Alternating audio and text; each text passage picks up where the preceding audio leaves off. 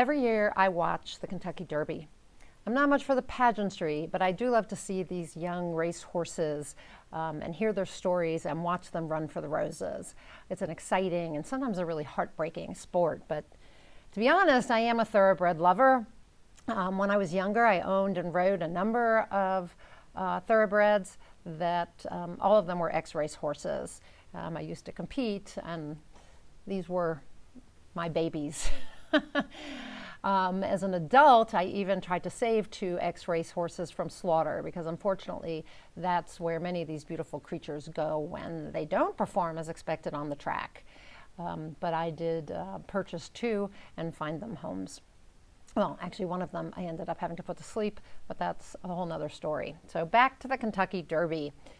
May 7th, 2022 marked the 148th running of this race, the Kentucky Derby in Louisville, Kentucky.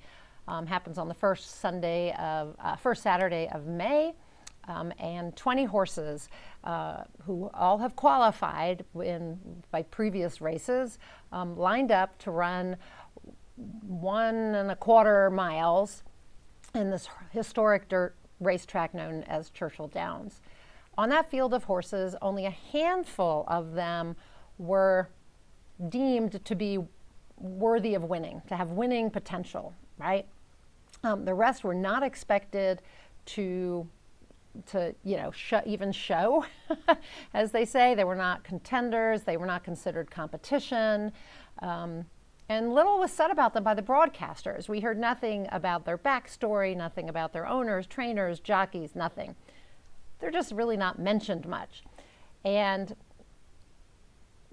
But the fact is that you never know who's going to win the race until the horse crosses the finish line. And, even if it's by a nose. And that's why, you want to know about all the horses, not just the favorites, because sometimes the horse that's least likely to win surprises everyone. And that's what happened at this year's Kentucky Derby. Rich Strike made history as the second biggest long shot to win the Kentucky Derby in 148 years of the race. Now, Rich Strike wasn't even scheduled to run in this race. He was on the standby list. I don't know if that's what they call it. But another horse, for some reason, was taken out of the running on Friday morning. They call it scratched. He was scratched, and this young stallion, Rich Strike, was moved into the lineup. But no one except maybe his owners, trainers, and jockey expected him to win. In fact, the odds were all against him. Yet, Rich Strike came out of the starting gate at the back of the pack, and then he and his jockey moved up, found another opening, moved up some more, and quickly passed all the front runners to win the race, not even by a nose, by way more than a nose. So why am I telling you all of this, especially if you're not a horse racing fan? Rich Strike actually provides a number of important lessons about how to win at anything in life. So lesson number 1 is be ready always. Even though Rich Strike wasn't expected to win the race, expected to race, let alone win, his owner, Rick Dawson, and his trainer, Eric Reed, acted as if he was on the ticket. Actually, I'm going to read you a quote. Reed said, "We came here on a prayer. I told my dad and told Rick Dawson, the worst thing that can happen to us is to have a call a day or 2 before the Derby and say you're going to get in and not be prepared. We trained against all odds. Nobody thought we would get in. But he did get into that elite lineup of horses. And because he and his team were ready, they won. So always prepare. Always be prepared." Lesson number 2 is the odds mean nothing. The odds, when I started watching the Kentucky Derby, the odds of Rich Strike winning were 90-1. When the race began, they were 80-1. By comparison, the odds of some of the favorites were 5-1, 7-1, 3-1. Rich Strike beat all the odds, and he won. So obviously you can't predict. You could predict every day of the week. You could bet every day of the week, but the odds mean nothing at all. It all comes down to preparation, talent, and, well, maybe a little luck, but I don't really believe in luck. So maybe it was just that the stars all aligned. But I actually think it had a lot to do with preparation. Lesson number 3 is comparisons are unhelpful. When betting on horses, typically you compare each horse's breeding, their track record, their trainer, their jockey before you pick a winner. And sometimes that works and sometimes it doesn't, obviously. So few people even bother to compare Rich Strike to the favorites. He was seen as the late addition and with little chance of crossing the finish line because, of course, if he had been someone that should have been in the starting gate with everybody else from the get-go, he would have been there, but he wasn't.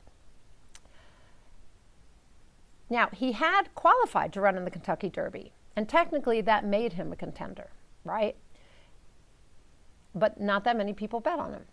Now, in life, you really need to bet on yourself and always see yourself as a contender. But don't compare yourself to the people expected to finish first. Comparisons really do you very little good because more often than not, they make you feel worse about yourself, and that makes you less likely to win. The reason for this is simple. Sorry, my eyes are tearing out here in the sun. When you compare yourself to others, if you see them as better than you, you stop believing in yourself. You doubt your ability to, and you end up, you doubt your ability to wear that garland of roses, right? And so then you don't. Now, the only person that you should be comparing yourself to is yourself. As ask yourself, am I doing the best I can? Am I ready? Am I training hard enough? Plus, if you're the only competition, you cross the finish line first every time. You're a field of one, and when you break out of the starting gate, you wear blinders and you see only yourself and your performance, and that's going to help you the most. Lesson number 4 is that front runners sometimes get tired. Have you ever noticed that in a horse race, those races are often won by a horse that runs at the back of the pack? Occasionally there's a front runner who gets out in front and stays out in front. But more often than not, those last few legs of the race, there's a horse that comes from behind, somewhere maybe just behind the front pack, and he races ahead and comes in first or second or even third. The fact is, it's tiring to be a front runner. After all, to win, you have to keep running at that speed that got you to that position, right? And you have to run faster you have to continue to run faster, and you have to do it all the way to the end of the race, even if somebody else comes up faster than you. And that can be hard when you've given all you've got already. The horses at the front often have too little gas in them to actually switch into high gear. They've been into high gear all along, and that's why they end up not winning. So as you plan your race strategy for anything, keep in mind that the front runners often get tired. Okay, conserve your energy, be ready to speed ahead when you see an opening. Next, I think I'm at number 5. Front runners sometimes lack innovation and creativity. So when a horse and a jockey are ahead and in the home stretch, they tend to stick to the plan, right? They're going to keep running as fast as possible straight, right? But a horse that's coming from behind has to be innovative. The jockey has to be creative. The two are working as a team, and they have to be open to changing the plan based on changing scenarios, right? And when they see an opening, they have to be ready to go full steam ahead.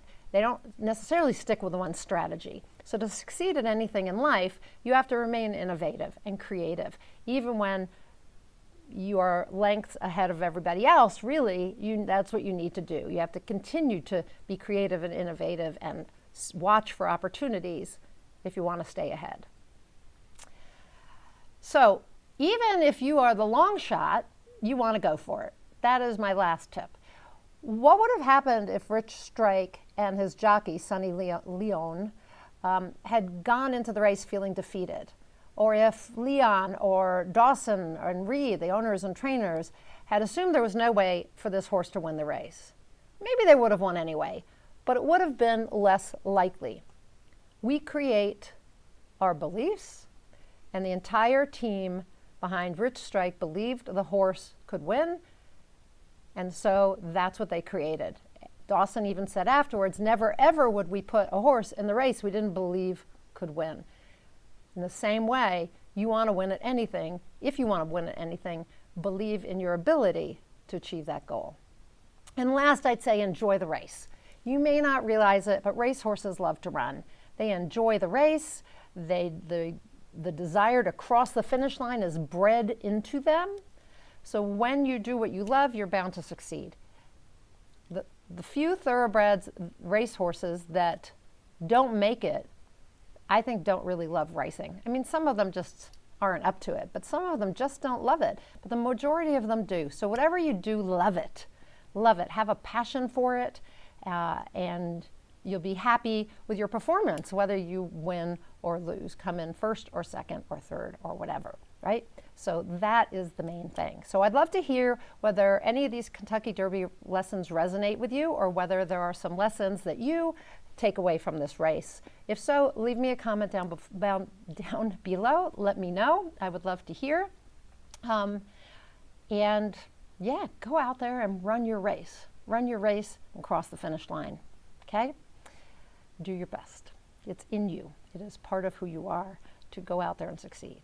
I'm Nina Amir. I'm the Inspiration to Creation Coach. I am an intuitive transformational catalyst. I bring certified high performance coaching and inspired results coaching, so personal and spiritual growth together to help you get from where you are to where you want to go without anything getting in the way, which is usually you, what's going on up here. You can work with me one-on-one, or you can join the Inspired Creator Community. The link is up above, where I provide group coaching. That is the best place to connect with me, is there. And I hope to have a chance to help you cross your finish lines. Till I talk to you next time, go out there and achieve more inspired results.